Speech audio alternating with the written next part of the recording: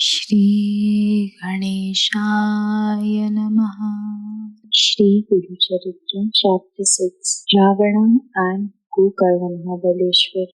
Namadarak says, Swami, though Trimurti was Siddha, having yogi powers to do and undo things, why did he visit the holy places and why did he prefer Gokarna to other places? What is its significance? Sri Siddha said, I am much delighted with your question. I am encouraged to narrate incidents from Sri Guru's life. Shripad Shrivallabha reached Gokarna and on his way he met disciples and gave them divine advice. Gokarna is a sacred place of Sri Shiva and one of the 12 famous Jyotirlinga. Sri Ganesh founded here the original linga of Shiva. It is known as Mahabaleshwar, the tale of which I shall narrate to you now. Ravana's mother, wife of Pulasti, was a great devotee of Shiva. She worshipped a new Shivalinga every day. One day she could not get a new Shivalinga. Fearing that her brother would be futile, she prepared an earthen linga and began to worship it with devotion. Seeing this, Ravana asked her what she was doing. She said that she was worshipping a Shivalinga. Ravana said, You being my mother, it is great misfortune that you have to earthen Shivalinga. Well, what do you intend to achieve by this worship? Mother replied that thereby she will get a place in Kailash, abode of Shiva. Thereupon Ravana said, Why do you take so much troubles? I shall bring Kailasa itself to you. Saying this, he went to Kailasa and began to shake it violently with his 20 hands. He tried to lift it up. Due to this action of his, 7 banks were shaken. Shesha moved his hood. The tortoise began to tremble with fear. Amarpur, capital of Indra, king of gods, was shocked. Parvati went to Sri Shiva with fear and said, What happened to Kailasa today? When everyone was distressed, how are you lying at ease? Please do something. Sri Shiva said, You need not be anxious. Ravana, one of my devotees, is playing a game. Parvati entreated, Kindly protect the gods who are terrified. Sri Shiva pressed Ravana's 10 heads and 20 hands underneath the Kailas. Finding himself in distress, Ravana uttered, Shiva, Shiva, Shiva, Shiva, I have made a mistake. Forgive me. I seek your shelter. Kindly do not kill me. Sri Shiva is very simple and kind, was pleased by his prayer, so he took him up from death. Ravana then cut his head, turned his hand into violin, and he attached his intestines to serve as musical wires, and then began to chant Samaveda and sing other ragas on the tune of this musical instrument. He praised Sri Shiva in 9 rasas and 36 ragas, being much pleased by Ravana's performance and great personal sacrifice. Sri Shiva appeared before him and said, I am much pleased, ask for whatever you desire. Ravana said, O God of gods, Lakshmi is my maidservant. I possess all the 8 treasures. Brahma is my priest. All the 33 crore gods are serving me day and night. The sun, the moon, the Varuna, the wind also obey me. Agni, fire god, washes my clothes. Yama does not take away anybody without my permission.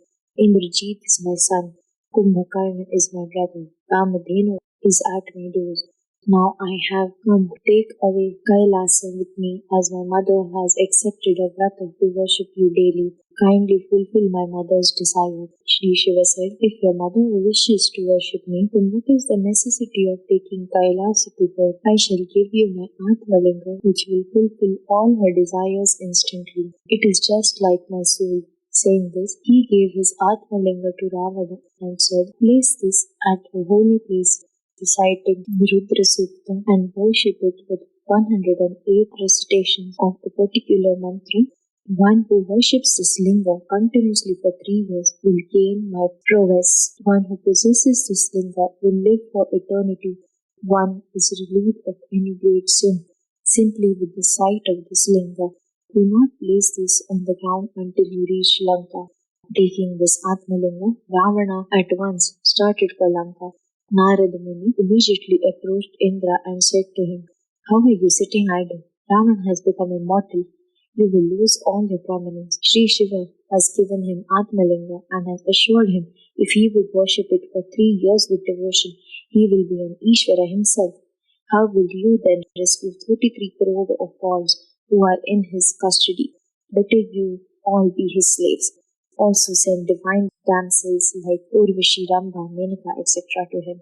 Being shocked, Indra requested Narayana to advise what he would do. Narada asked him to go to Brahma. Indra and Narada went to Brahma and narrated what had happened.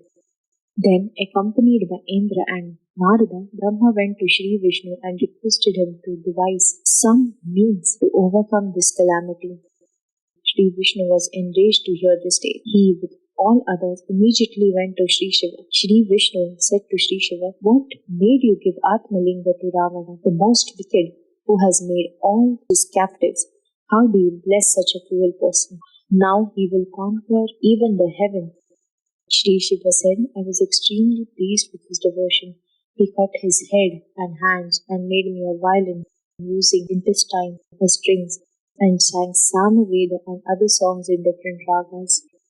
Sri Vishnu said, "You give such blessings and the demons become imprudent, and then we are troubled much as they harass the gods and Brahmins, and I have to descend to earth. Well, tell me, when did you give the linga to Ravana?" Sri Shiva said, "I gave it to him only 2 hours before." Hearing this, Sri Vishnu immediately sent his Sudarshan Chakra to guide the sun and asked Narada to go to Ravana, induce him to linger on the way, as he would like to observe his evening sandhya. He then called Ganesha and said to him, "Ravana always disregards you. I'll bow to you first, and you fulfill their wishes, while those who speak ill of you, you bring obstacles and in their undertakings." Ravana deceived Sri Shiva and has taken away from him the most valuable Atmalinga. So you should go to him in the form of Brahmachari boy and, winning his confidence, take the Atmalinga from him at sunset when he would engage himself in the evening sandhya and place linga on the earth. If you do so, the linga will remain there. Saying this, Sri Vishnu gave Ganesh various sweets, still balls, good coconut kernel, milk, ghee, sugar, etc. Narada had already proceeded. Ganesha followed him hurriedly. Narada approached Ravana and said, "I had just been to Kailasha and knew that you pleased Sri Shiva by your hard penance and have brought this Atmalinga from him. You have obtained extraordinary power and strength due to this. This linga has great significance. Please let me see the linga. I shall explain to you all its qualities." As Ravana did not believe Narayana, he showed him the linga from a distance. Narada asked, "Do you know when and how this linga came into existence?" This is a very interesting account. The black-skinned, bright deer, having all the fragrant things, was lying in the Brahmanda Khand. Brahma, Vishnu, and Mahesh once went there for hunting. They killed this deer, and satisfied with their hunger with its flesh, the deer had 3 horns on its head and the 3 lingas below. Each of them took 1 linga and preserved it as his Atmalinga. One who worships this for 3 years becomes Ishvara himself. The place where this linga is placed is like Kailash. Therefore, Brahma, Vishnu, and Mahesh have great prominence over all other gods. Ravana intercepted. "I have no time to listen to you, as I have to reach Lanka soon. Let me proceed further on my way." Narada said, "This is evening time. You know the Vedas. You should act prescribed by the Vedas. This is the time for evening sandhya. Let us perform the same." Saying this, Narada went away for sandhya.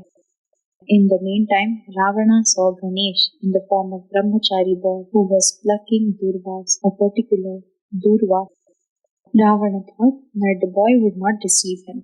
Better observe Sandhya, entrusting the linga to that boy. So, thinking, he approached Ganesha, who was afraid to see Ravana with 10 heads coming to him. But he began to run away. Ravana asked him, "Who are you? Who are your parents?"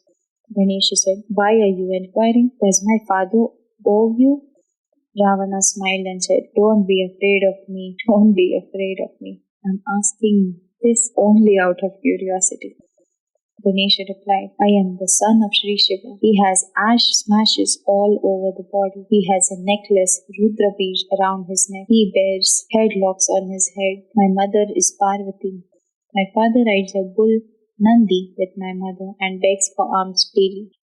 Ravana said, your father is a pauper. He begs for alms from door to door. So it seems like you are unhappy at home.